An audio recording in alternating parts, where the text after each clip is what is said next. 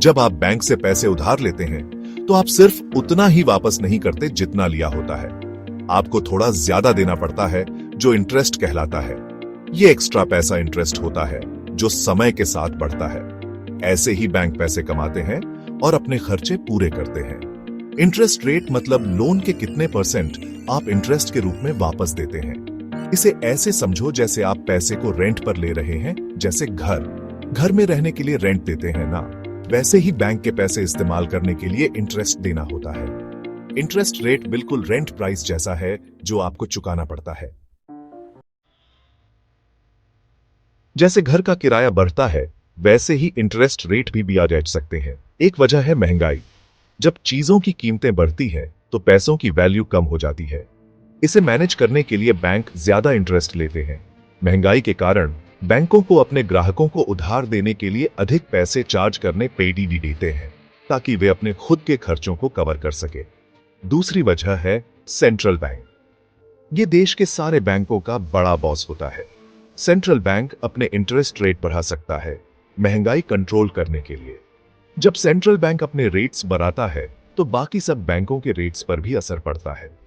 इससे बाकी बैंकों को भी अपने रेट्स बढ़ाने पेडीडी देते हैं, ताकि वे सेंट्रल बैंक से उधार लेने की लागत को कवर कर सके। कई बार अगर बैंकों को लगता है कि उधार लेने वाले पैसे वापस नहीं कर पाएंगे, तो वो लोन देना थोड़ा मुश्किल कर देते हैं। इस रिस्क की वजह से भी इंटरेस्ट रेट भी आज जाते हैं। जब बैंकों को लगता है कि उधार देने में जोखिम है, तो वे अपने रेट्स बढ़ा देते हैं, ताकि वे संभावित नुकसान को कवर कर सके। इस प्रकार महंगाई, सेंट्रल बैंक की नीतियां और उधार देने का जोखिम, ये सब कारण हैं जिनसे इंटरेस्ट रेट BRH सकते हैं। इसलिए जब भी आप देखते हैं कि इंटरेस्ट रेट BRH रहे हैं, तो समझ लीजिए कि इसके पीछे कई कारण हो सकते हैं। ज्यादा इंटरेस्ट रेट का मतलब उधार लेने वालों को ज्यादा पैसे वापस करने पड़ेंगे। जब ब्याज दरें बढ़ती हैं, तो लोन की मासिक किस्तें भी बढ़ जाती हैं, जिससे उधार लेने वालों पर आर्थिक दबाव बढ़ता है। ये उन लोगों के लिए मुश्किल हो सकता है जिन्होंने घर या गाड़ी के लिए लोन लिया है। उच्च ब्याज दरें उनके मासिक बजट को प्रभावित करती है, जिससे अन्य आवश्यकताओं के लिए कम पैसे बचते हैं। उनके पास बाकी चीजों के लिए कम पैसे बचेंगे, जैसे कि खाने पीने, शिक्षा और स्वास्थ्य सेवाओं के लिए। इससे उनकी जीवन शैली पर भी असर पड़ सकता है।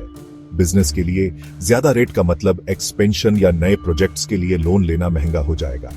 उच्च ब्याज दरें व्यापारिक निवेश को भी प्रभावित करती हैं। इससे इकोनॉमी स्लो हो सकती है, क्योंकि बिजनेस सावधान हो जाते हैं। वे नए प्रोजेक्ट्स में निवेश करने से पहले 2 बार सोचते हैं, जिससे आर्थिक विकास की गति धीमी हो जाती है। लेकिन ज्यादा रेट से सेविंग भी BRH सकती है। लोग अपने पैसे को बचत खातों में जमा करने के लिए प्रेरित होते हैं, क्योंकि उन्हें उच्च ब्याज दरों पर अच्छा रिटर्न मिलता है। जब बैंक सेविंग्स अकाउंट पर अच्छा रिटर्न देते हैं, तो लोग ज्यादा सेव करते हैं। इससे उनकी वित्तीय स्थिति मजबूत होती है और वे भविष्य के लिए बेहतर योजना बना सकते हैं। ये लॉन्ग टर्म में इकोनॉमी के लिए अच्छा हो सकता है। अधिक बचत से निवेश में वृद्धि होती है, जो आर्थिक स्थिरता और विकास को बढ़ावा देती है। ज्यादा इंटरेस्ट रेट जिंदगी का एक हिस्सा है। ये रेट्स हमारी फाइनेंशियल प्लानिंग को काफी प्रभावित कर सकते हैं। इसके लिए तैयार रहना जरूरी है। सही प्लानिंग और तैयारी से आप इन रेट्स के असर को कम कर सकते हैं। अगर आप लोन लेने की सोच रहे हैं, तो कैलकुलेट करो कि अलग अलग इंटरेस्ट रेट पर आपको कितना वापस करना होगा। इससे आपको सही लोन चुनने में मदद मिलेगी। कोशिश करो कि ज्यादा डाउन पेमेंट कर दो, जिससे लोन कम हो और इंटरेस्ट भी कम देना पड़े। डाउन पेमेंट जितना ज्यादा होगा, आपकी मासिक किस्तें उतनी ही कम होंगी। अगर आपके पास पहले से लोन है, तो देखो कि कम रेट पर रिफाइनेंसिंग हो सकती है या नहीं। रिफाइनेंसिंग से आप अपने मासिक खर्चों को कम कर सकते हैं। सबसे जरूरी है कि इकोनॉमी के हालात और इंटरेस्ट रेट के ट्रेंड के बारे में जानकारी रखो। इससे आप समय पर सही निर्णय ले पाएंगे। इससे आप अपने और अपने परिवार के लिए सही फाइनेंशियल डिसीजन ले पाएंगे। सही जानकारी और तैयारी से आप अपने फाइनेंशियल फ्यूचर को सुरक्षित बना सकते हैं।